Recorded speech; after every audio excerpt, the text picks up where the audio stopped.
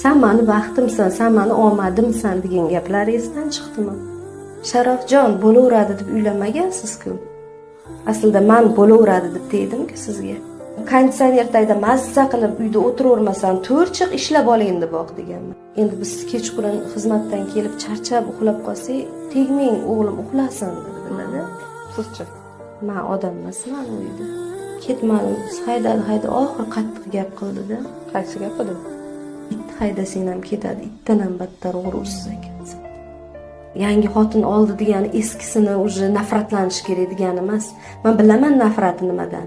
Sen meni aybdor qiladi onasini o'limida. Kasallik beruvchi menmishman, jon oluvchi menmishman. Ko'rdingizmi?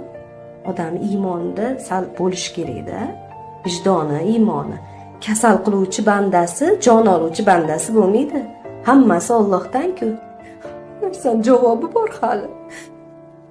Bu dunyoda bo'lmasa, u dunyoda hammamiz yuzlashamiz. O'sha kunni kutaman men intizorlik bilan. Yuzlashganimizda uyalib qolmasmikin endi? Oilasi buzilgan, ham baxtsiz bo'lgan, ham haydalgan, ham xo'rlangan men.